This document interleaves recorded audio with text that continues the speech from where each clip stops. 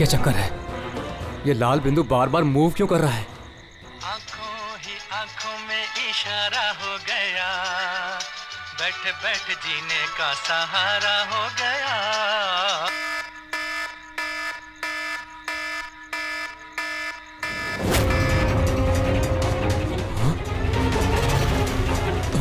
ये लाल बिंदु कहाँ गायब हो गया?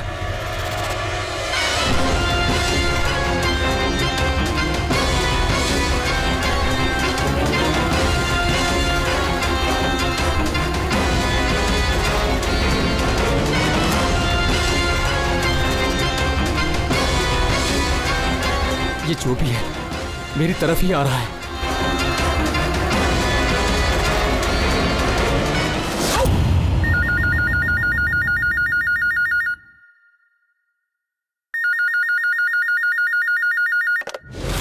Hello, CID bureau. मैडम मेरे दोस्त की मदद कीजिए, उसकी जान खतरे में है। जान खतरे में है? क्या हुआ आपके दोस्त को? मैडम शशांक कल रात से गायब है, उसका कुछ भी अता पता नहीं है। आपने मिसिंग कंप्लेंट लिखवाई?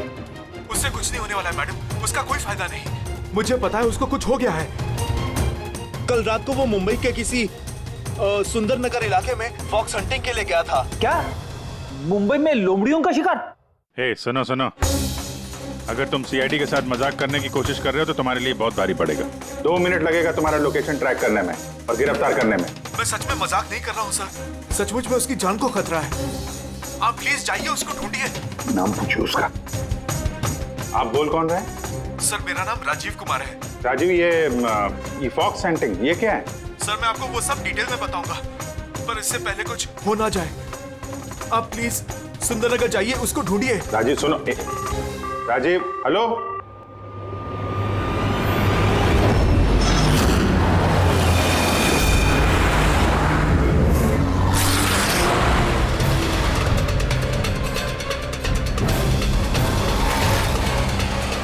सर 1 मिनट, वो गाड़ी पीछे बिल्डिंग में है सर।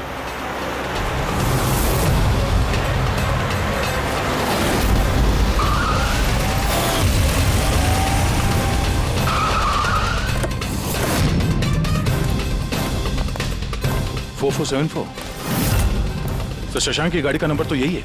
अगर ये शशांक की गाड़ी है तो फिर शशांक भी यहीं पर होना चाहिए।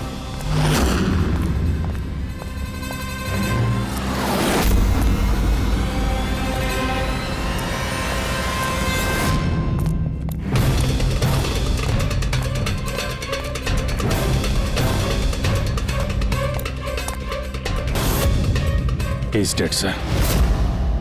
तो राजू का डर सही निकला। उसे पता था कि शशांक की जान को खतरा है। इसका मतलब राजू जानता होगा कि कौन शशांक की जान के पीछे पड़ा है। पूर्वी, तो राजू को फोन करो।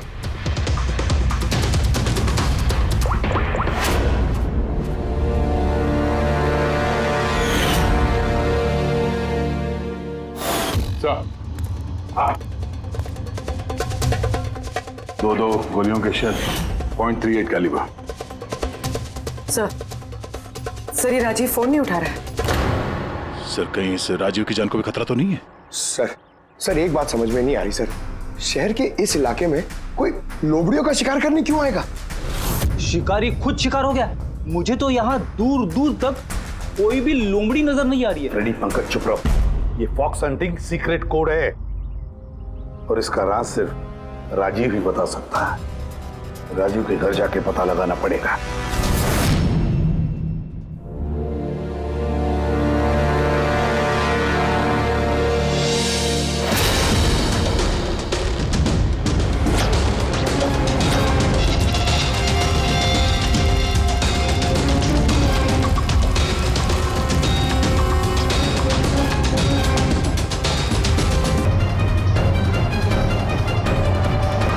He's dead.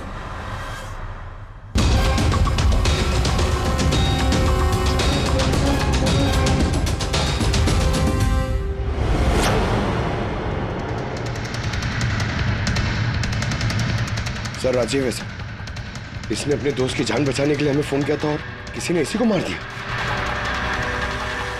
और सर मारा भी शायद उसी गन से।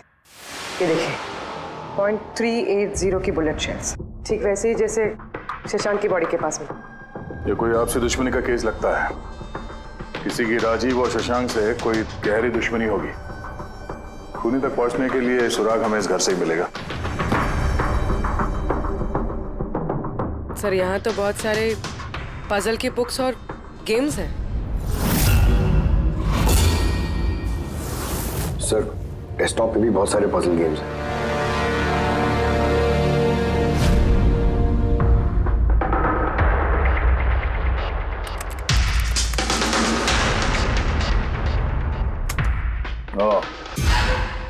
लगता है इस राजीव को पहेलियां सुलझाने का बहुत शौक था। ये देखो, उसके इस लैपटॉप पे ये पजल गेम का वेबसाइट खुला हुआ है। लेकिन सर इस पजल वाली वेबसाइट में है क्या? पूर्वी, लगता है ये वेबसाइट एक ग्रुप की तरह है। ये पजल प्रेमियों का ग्रुप। इस वेबसाइट पे जितने भी मेंबर्स हैं ये सब पहेलियों के शौकीन हैं। ये देखो, यहाँ पे ये पहेलियों के पिक्चर्स डाल रखे हैं और यहाँ पे ये अलग अलग तरह के पहेलियों के खेल के बारे में बात हो रही है। ये क्या? ये शशांक भी इस वेबसाइट का मेंबर था? अरे हाँ सर, लेकिन ज्यादा पुराना मेंबर नहीं था। इसने पिछले महीने ही वेबसाइट ज्वाइन की।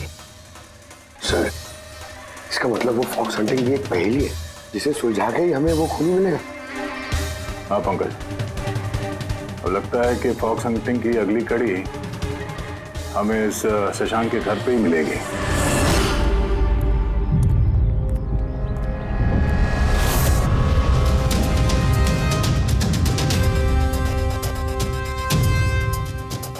ताला लगा हुआ है दरवाजे पे।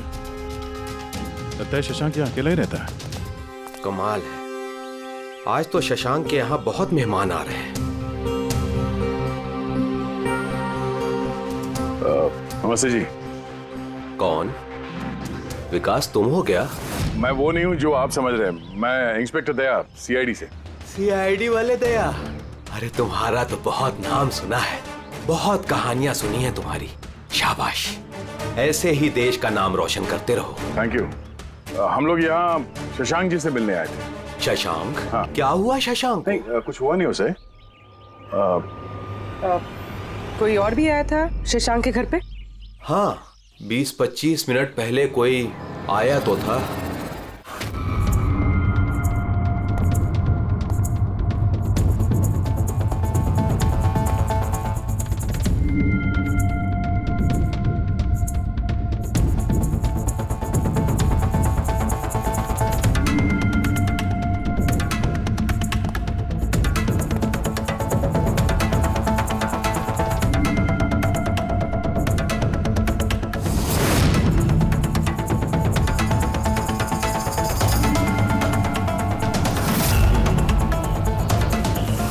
इलेक्ट्रॉनिक गैजेट्स, ये इंस्ट्रक्शन मैनुअल्स, ये सब देखकर तो लगता है कि ये शशांक एक इंजीनियर था।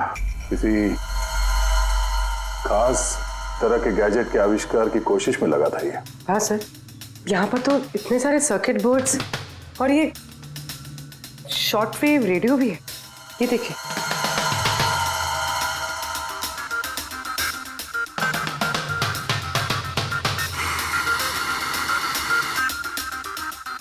इस जगह पे सामान सब जिस तरह से बिखरा हुआ है, ऐसा लगता है कि यहाँ हमसे पहले कोई आया था इस कमरे की तलाशी के लिए।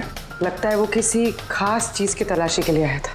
सर कहीं वो आदमी तो नहीं जिसके बारे में वो बता रहे थे कि हमसे पहले आया था? सर कहीं इस घर की चाबी तो नहीं है उसके पास? हो सकता है खूनी के पास शशांक के घर की चाबी हो सकती है, मुमकिन है। पर अहम सवाल ये है कि वो यहाँ ढूंढने क्या आया था, और जो चीज वो ढूंढने के लिए आया था वो उसे मिला है या नहीं। लेकिन सर यहाँ पर तो इतना सारा सामान है, हमें पता कैसे चलेगा कि कोई सामान गायब हुआ भी है या नहीं? पूरी पहले तो हमें ये पता करना होगा कि राजीव और शशांक की दोस्ती कितनी गहरी थी और ऐसे किस चीज में ये लोग फंसे थे जिसकी वजह से इनकी जान चली गई। सर राजीव और शशांक की तो मौत हो चुकी, हमें कैसे पता चलेगा कि उनकी दोस्ती कितनी गहरी थी? पता चलेगा, पजल वाली वेबसाइट के बाकी के मेंबर से पता चलेगा। तो मतलब कभी तुम रोनी, आशीष और प्रकाश शशांक और राजीव के साथ वेबसाइट पर रेगुलरली बातें करते थे? जी एसीपी सर। क्या तुम लोगों को किसी पे शक है कि उसने इन दोनों का खून किया? मालूम नहीं सर। अच्छा ये तो मालूम होगा, ये फॉक्स हंटिंग क्या है? सर आपको फॉक्स हंटिंग के बारे में कैसे पता? जाहिर सी बात है, ये लोमड़ी का शिकार तो हो नहीं सकता। असली बात क्या है ये बताओ। सर मतलब समझाना इतना आसान नहीं है, ये एक लंबी कहानी है। शुरू करो कहानी। सर कुछ 1 महीने पहले ही शशांक हमारी वेबसाइट का मेंबर बना था, पर उसे हमारी तरफ पहेलियों का शौक नहीं था। तो फिर? सर दरअसल उसे अलग अलग तरह के गैजेट्स का शौक था और वो ये दावा करता था कि हमारे सामने एक ऐसी पहेली रखेगा जिसे हम कभी सुलझा नहीं पाएंगे। अच्छा तो क्या थी वो पहेली? सर उसने खुद का एक शॉर्ट वेव रेडियो बनाया था और अलग अलग तरह के स्टेशन को चेक करते करते वो एक खास तरह के स्टेशन पे पहुंचा, जिस स्टेशन का नाम था नंबर स्टेशन। Number station? ये इसका नाम तो कभी सुना नहीं। अच्छा, इस पे नए गाने आते हैं कि पुराने गाने आते हैं? अजीब बात तो यही थी सर, उस स्टेशन पर कोई गाने आते ही नहीं थे, सिर्फ और सिर्फ नंबर आते थे सर। ये कैसा रेडियो स्टेशन है जहाँ पे सिर्फ नंबर्स आते हैं? सर नंबर भी हर वक्त नहीं आया करते थे, उनके आने का भी खास दिन और खास वक्त हुआ करता था। सर लगता है इन नंबर्स के बहाने कोई किसी को खास मैसेज दे रहा है, सीक्रेट मैसेज।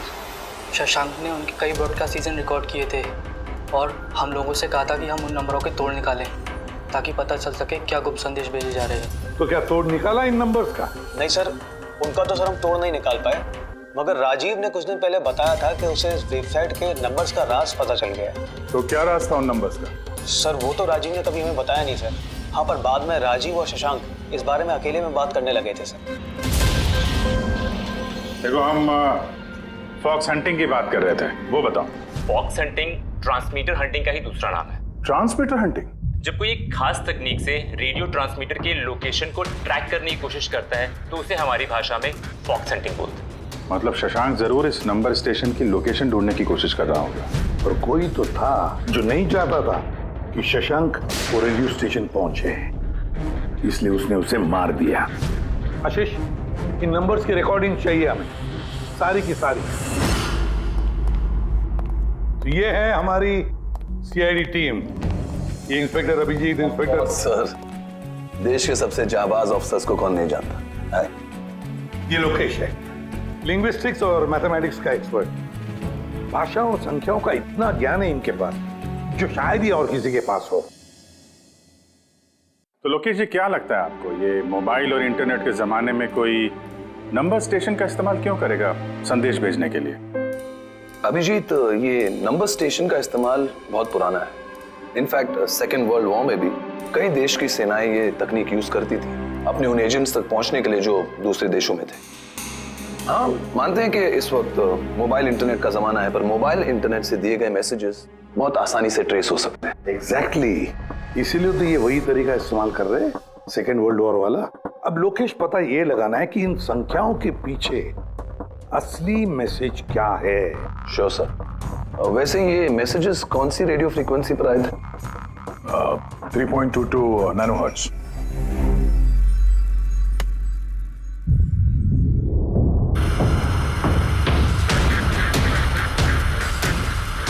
सर इस रेडियो स्टेशन से तो कोई नंबर वंबर नहीं आ रहा है। I am not surprised. I am sure मुजरिम को पता चल गया होगा कि केस अब सीआईडी के हाथ में है, इसलिए उसने अपना मैसेज देने का तरीका या फिर रेडियो फ्रीक्वेंसी चेंज की होगी।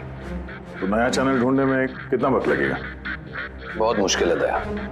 एक नया चैनल ढूंढना मतलब रेगिस्तान में सुई ढूंढने के बराबर है।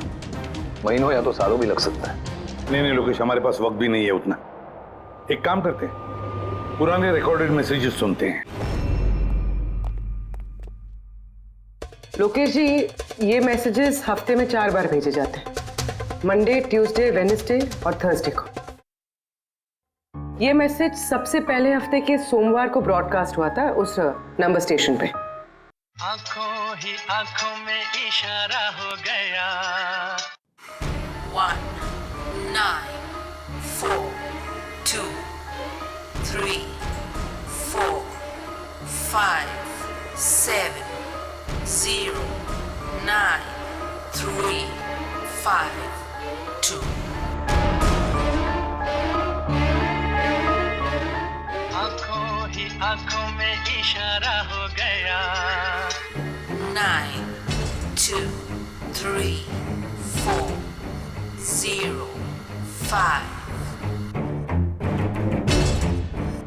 आंखों ही आंखों में इशारा हो गया 6, 7, 2, 7, 1, 1. आंखों ही आंखों में इशारा हो गया 5, 2, 1, 8, 0, 7. नो प्लीज टेल मी, ये संदेश चारों दिन एक ही समय पर आए थे कि अलग अलग टाइम पर? नहीं नहीं, एक ही टाइम पे, रात 12 बजे। और फिर हर 2 घंटे बाद इन नंबर्स को रिपीट किया गया था। और इसके अगले हफ्ते के नंबर्स यही थे या दे वर डिफरेंट? नंबर्स तो अलग थे, लेकिन पैटर्न सेम था। मंडे को 13 नंबर्स, ट्यूसडे, वेडनेसडे और थर्सडे को 6 नंबर। इससे साफ जाहिर होता है कि जो मुजरिम है रोज अलग अलग मैसेज भेजते हैं, और ये जो मैसेज ये लोग भेजते हैं वो एक मैसेज 4 हिस्सों में कर भेजते हैं। लोकेश जी, 1 मिनट प्लीज, मुझे कुछ समझ में नहीं आया, आप फिर से समझाएंगे? मैं समझाता हूं, जरा पेपर देना तो।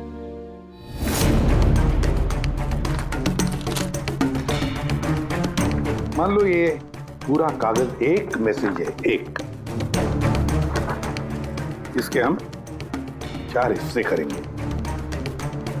अब इस एक कागज के 4 टुकड़े हो गए, 4 हिस्से, मतलब एक मैसेज के 4 हिस्से हो गए, है ना? ये देखो,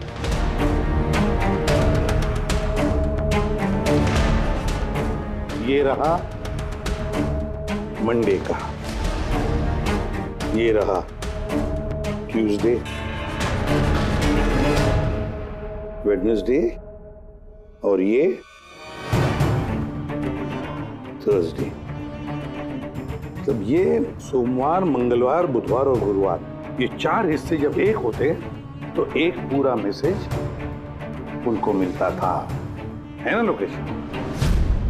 अभी नंबर्स को देखकर क्या लगता है तुम्हें, क्या मतलब है उसका? सर, ये नंबर्स के पीछे छुपा राज जानने के लिए मुझे वन टाइम पैड की जरूरत पड़ेगी। वन टाइम पैड ये क्या है? जैसा कि मैंने आपको बताया, ये टेक्निक वर्ल्ड वॉर 2 में यूज होती थी। उस वक्त हर एक देश अपने स्पाइस को एक वन टाइम पैड देता था, जिससे वो जो कोड्स हैं उनको डिसाइफर कर सके, जो सूचना है उसका मतलब निकाल सके। इसे कहते हैं वन टाइम पैड। तो राजीव और शशांक के हाथ भी ये वन टाइम पैड लग गया होगा, इसीलिए वो एक ऐसी पहेली तक पहुंच गए जो उनके लिए जानलेवा साबित हुई। ठीक है, इस राजीव और शशांक के घर जाके पता लगाना पड़ेगा इस वन टाइम पैड के बारे में।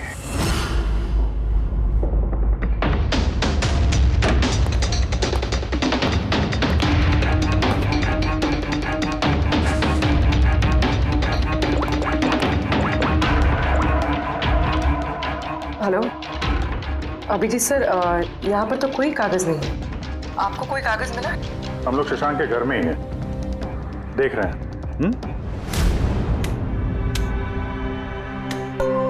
कौन शशांक? कौन है यहाँ? आप आइए। वैसा ना इंस्पेक्टर दया। अच्छा, सीआईडी वाले दया। आप यहाँ कुछ काम थे यहाँ? हाँ, वो शशांक मेरी इलेक्ट्रिक केतली लेकर आया था कुछ दिनों के लिए, वही लेने के लिए आया था। पंकज, सर देखो वहां पे कोई इलेक्ट्रिक केटल है क्या? सर, ये इलेक्ट्रिक केटल तो शशांक की है, इंटरनेट से मंगाई उसने, ये बिल है साथ में। नहीं, ये इलेक्ट्रिक केतली मेरी ही है। लगता है आपको कोई गलतफहमी हो रही है, ये केटल तो शशांक ने खरीदा था। नहीं दया, मुझे कोई गलतफहमी नहीं हो रही है। तुम्हारा ये ऑफिसर या तो झूठ बोल रहा है और या मेरी तरह अंधा हो चुका है। अरे बदतमीजी क्यों कर रहे हैं? मुझे दिखाई देता है और मैं झूठ नहीं बोलता हूँ। यहाँ पे बिल्स हैं, ये इलेक्ट्रिक केटल, इलेक्ट्रिक कंपोनेंट्स, ये सर्किट बोर्ड और ये किताबों का बिल। क्या कहा? शशांक ने किताबें खरीदी? एक और झूठ। अरे नो झूठ, ये मेरे हाथ में बिल्स हैं। शशांक किताबें खरीद ही नहीं सकता। एक मिनट, आप ये ऐसा क्यों कह रहे हैं? क्योंकि उसे डिसलेक्सिया है। डिसलेक्सिया? हाँ, डिसलेक्सिया। इस बीमारी से पीड़ित लोगों को पढ़ना ही अच्छा नहीं लगता, किताबें खरीदना तो बहुत दूर की बात है। पंकज वो किताबें कहाँ हैं? सर किताबें तो नहीं है, ये खाली डब्बा है। ओह, इसका मतलब है खूनी यहाँ किताबें ढूंढने आया था। तो वो किताबें ही वन टाइम पैड है जिसकी हमें तलाश है। ये कितनी किताबें?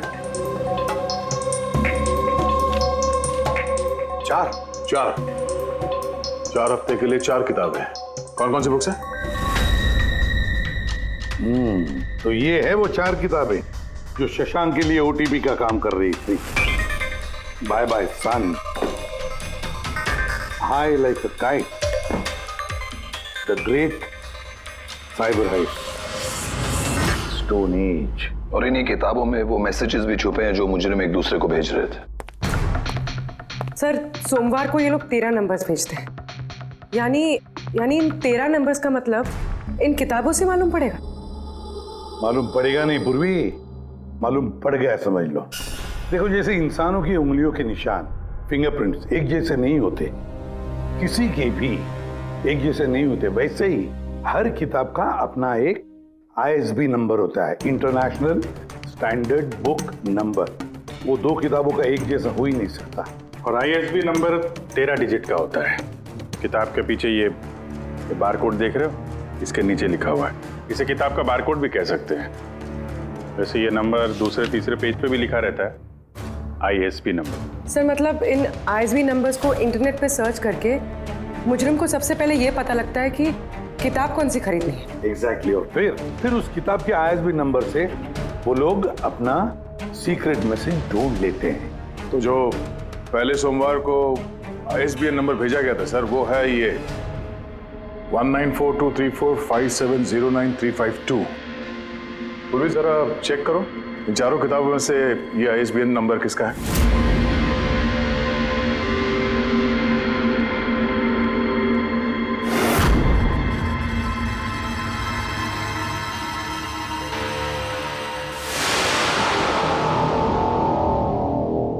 सर ये ISB नंबर बाय सन से मैच होता है। अरे वाह सर, ये तो बहुत आसान है, इसे तो कोई भी समझ सकता है। एग्जैक्टली। इसी तरह हफ्ते के बाकी 3 नंबर भी डिकोड किए जा सकते हैं। मतलब मंडे के दिन का तो उनको सीक्रेट मैसेज का पता चल ही गया, लेकिन बाकी 3 दिनों में किताब के पेज नंबर से, लाइन नंबर से और वर्ड नंबर से उन्हें मैसेज पता चल जाता है। सर ये ट्यूसडे को आया message 923405, 92 page number 34 line 05 word, मतलब 92 नंबर पेज पे 34 लाइन 5वां वर्ड। ठीक उसी तरह से हर हफ्ते एक नई किताब और एक नया संदेश।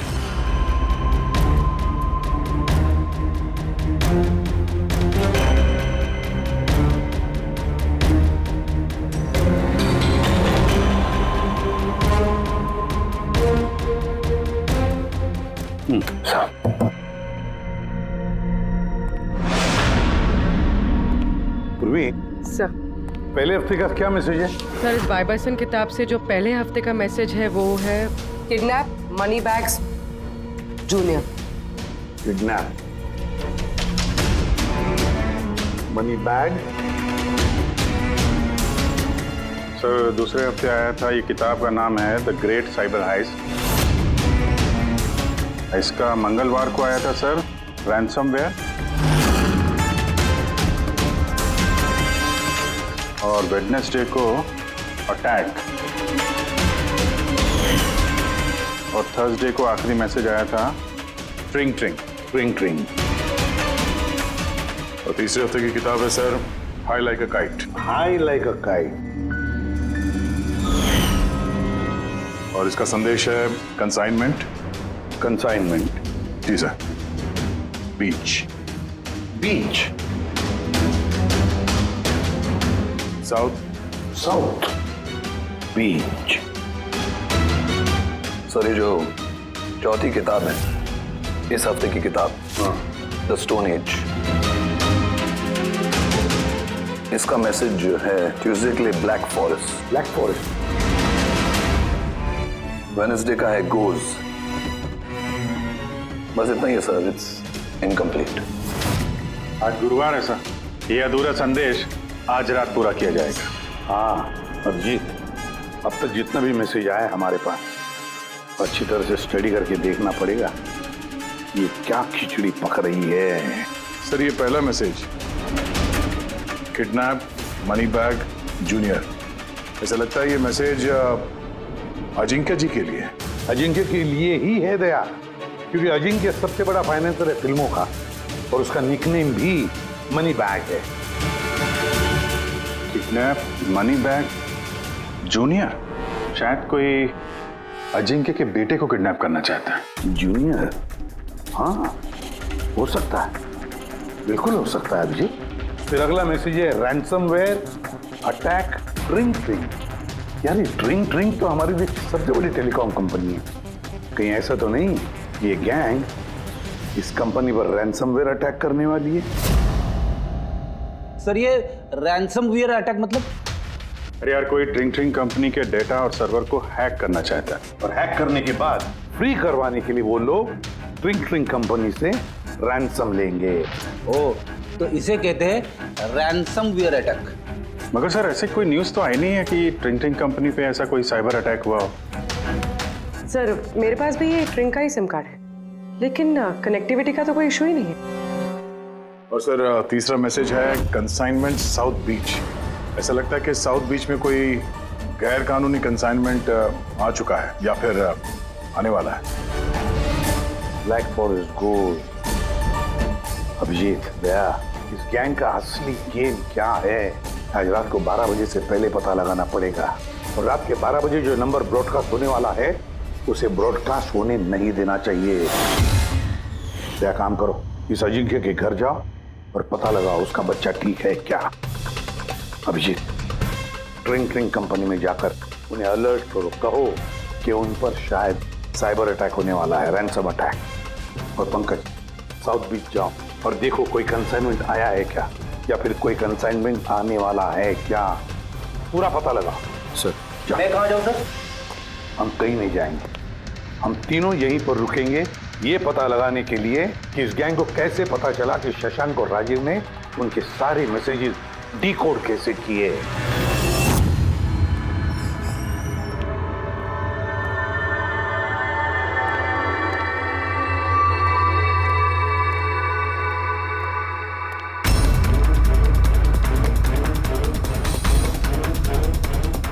Personal files encrypted. Encrypted? Sir क्या चाहिए सर? किसे मिलना है आपको? फिलहाल सबसे सीनियर कौन है इस ऑफिस में? सर सभी सीनियर्स यहीं पे हैं, सीईओ और कंपनी के मालिक भी यहीं पे है, बट अभी वो लोग एक अर्जेंट मीटिंग में बिजी है। कहाँ चल रही मीटिंग? देखिए अभी आप उनसे नहीं मिल सकते। कहाँ चल रही है मीटिंग? सर वो वहाँ पे कॉन्फ्रेंस रूम में। किसी को कानो कान खबर नहीं होनी चाहिए ऐसा टाइप की, मीडिया वालों को तो बिल्कुल नहीं तो मार्केट में हमारा नाम खराब हो जाएगा। ये बात बाहर नहीं जानी चाहिए, समझे? Thank you. जिसका डर था वही हुआ, गैंग कामयाब हो गया इस अटैक में। हेलो दया। अब देखते हैं शशांक के बाद और कौन कौन से लोग इस वेबसाइट के मेंबर बने हैं। जो इनमें से कोई एक है जिसने शशांक के बारे में अपनी गैंग को पूरी इंफॉर्मेशन दी है। सर शशांक के साथ 2 लोग जुड़े इस वेबसाइट से, कवि और रोनी। कवि और रोनी, इनकी डिटेल है क्या? देखो सर ये कवि थाने में रहता है और इसकी किताबों की एक दुकान है। कवि की किताबों की दुकान है तो फिर उसके लिए ISB नंबर, मेरा मतलब है इंटरनेशनल स्टैंडर्ड बुक नंबर का इंतजाम करना तो बाएं हाथ का खेल है। और ये रोनी वो क्या करता है? सर रोनी पुणे के कॉल सेंटर में काम करता है। जरूर इन दोनों में से कोई एक है जो शशांक और राजीव की मौत का जिम्मेदार है और वही अपनी गैंग की नई रेडियो फ्रीक्वेंसी भी जानता होगा। सर अगर हमें इस गैंग की नई रेडियो फ्रीक्वेंसी का पता चल जाए तो एक पावरफुल ट्रांसमीटर से हम उनकी लोकेशन भी जान सकते हैं। लोकेशन रेडियो फ्रीक्वेंसी का बंदोबस्त हो जाएगा, मगर ये पावरफुल ट्रांसमीटर का क्या? सर मेरे कुछ कनेक्शंस हैं, मैं उनसे बात करके हमारे लिए एक ट्रांसमीटर बनवा सकता हूँ। ग्रेट, तो फिर बनवाता। और फ्रेडी, दया को फोन करके पूछो अजिंक्य के बारे में क्या पता चला है। आप कॉफी लेंगे? No thanks. वैसे ये आपके घर के बाहर इतनी सिक्योरिटी हमेशा रहती है या आज कुछ खास बात है? हाँ, ये सिक्योरिटी हमेशा रहती है।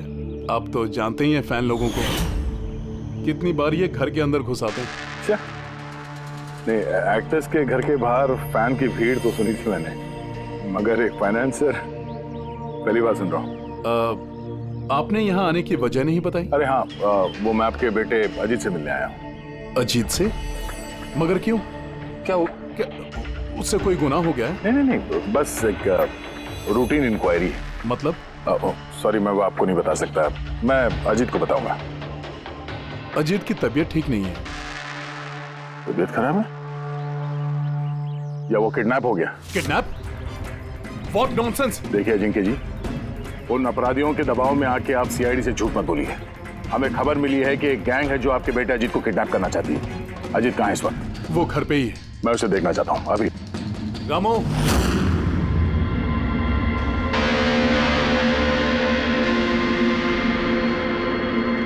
अब तो तसल्ली हो गई। मैंने आपसे कहा था ना, मेरा बेटा घर पर ही है, उसकी तबीयत ठीक नहीं है। जाओ बेटा, कमरे में जाके आराम करो। एक मिनट,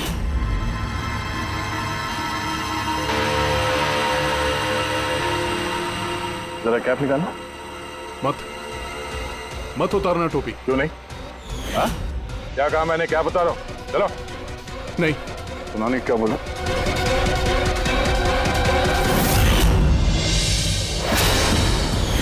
तो तुम्हारे कान को क्या हुआ? हाँ? क्या हुआ क्या ये?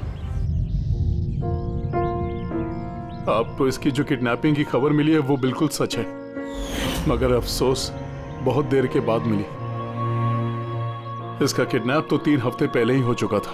100 करोड़ रुपए देने पड़े मुझे उस किडनैपर को, मेरे बेटे की जान बचाने के लिए। और उन लोगों ने चोट पहुंचाई इसे? उन्होंने पहले ही इसका एक कान काट कर मुझे भेज दिया था और फोन करके कहा कि अगर मैं पुलिस को कुछ भी बताऊंगा तो मेरे बेटे की जान ले सकते हैं वो लोग। I am so sorry. आपके बेटे के साथ जो हुआ वो तो हम बदल नहीं सकते हैं, पर मैं आपसे वादा करता हूँ उन मुजरिमों ने जो किया है उसकी सजा उन्हें जरूर मिलेगी। भगवान के लिए ऐसा कुछ मत करना। अगर उनको पता चला कि मैंने सीआईडी को सब कुछ बता दिया तो मेरे बेटे की जान भी ले सकते हैं। ऐसा कुछ नहीं होगा, मगर आपको हमें पहले ही बता देना चाहिए था।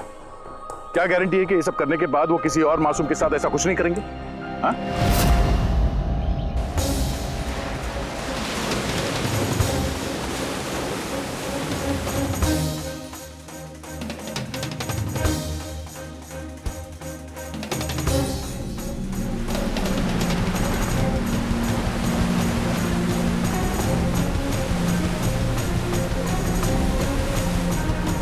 अगर वो कंसाइनमेंट आ चुका है और डीलिंग हो चुकी, फिर तो कोई सुराग मिलना चाहिए यहाँ पर।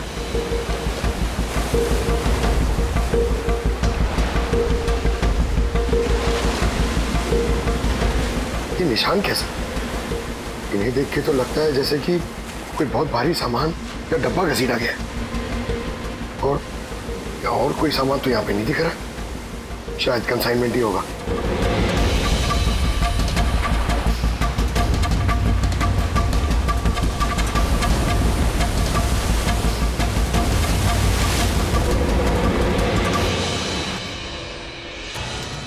आपके पास तो काफी अच्छा कलेक्शन है किताबों का मिस्टर कवि। आप लोग यहाँ मुझे बुला लिया होता मैं ब्यूर आ जाता। हम लोग वीडियो चैट भी कर सकते थे फिर से। लगता है आपको हमारा यहाँ पर आना पसंद नहीं आया। जी नहीं, ऐसी बात नहीं है। क्या लेंगे आप लोग, चाय या ठंडा? चाय ठंडा तो बाद में ले लेंगे, फिलहाल तो हम लोग किताबें लेने आए हैं। मिलेगी? हाँ हाँ, क्यों नहीं। बोलिए कौन सी किताब चाहिए आपको? हमें 4 किताबें चाहिए। Bye bye son, the great cyber heist, high like a kite और स्टोन एज। क्या हुआ? किताबों का नाम सुन के नानी याद आ गई? अरे कोई अपनी दुकान से इस तरह भागता है भला? मैडम वो लोग बहुत खतरनाक लोग हैं मैडम, वो मुझे मार देंगे। अगर सच नहीं बोलोगे तो फांसी पे चढ़ोगे। शशांक और राजीव के खून के जुर्म। नहीं, मैंने उनका खून नहीं किया। मुझे तो बस उन पर नजर रखने के लिए कहा गया था। किसने कहा था नजर रखने के लिए? कभी 6.21 नैनोहर्ट्ज। अब इससे पहले कि इस हफ्ते का आखिरी संदेश वो लोग भेजे और एक जुर्म करें, हमें इस गैंग को रोकना होगा। और सर, जितने भी जुर्म इस गैंग ने किए हैं, सब के सब वीकेंड में किए हैं। शुक्रवार, शनिवार, रविवार।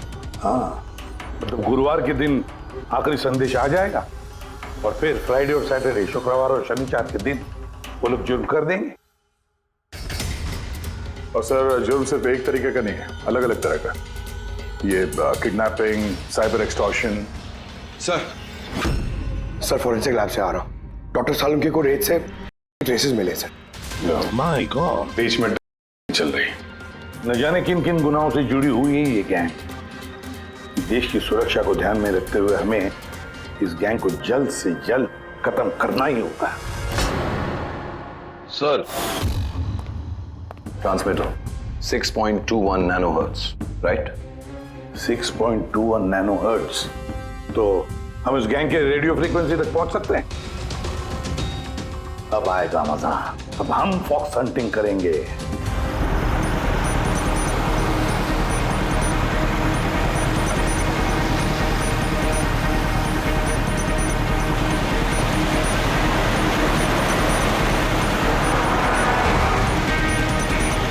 बस बस सर, यही सिग्नल दिखा रहा है सर। बस ये रेड डॉट मिल जाए। देखो रेड डॉट कहां पे है।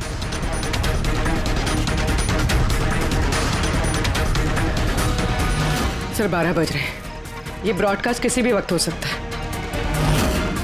मैसेज मिस नहीं होना चाहिए। हाँ, किधर है सर? एक मिनट सर।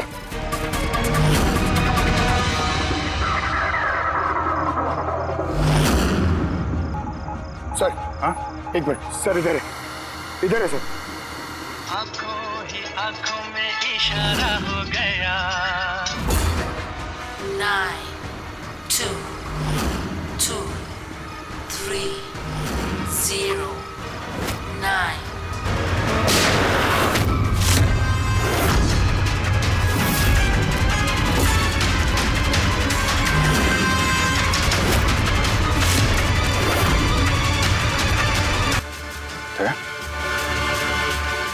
आई गैंग का लोगो। इस गैंग से तो हमारा सामना पहले भी हो चुका है।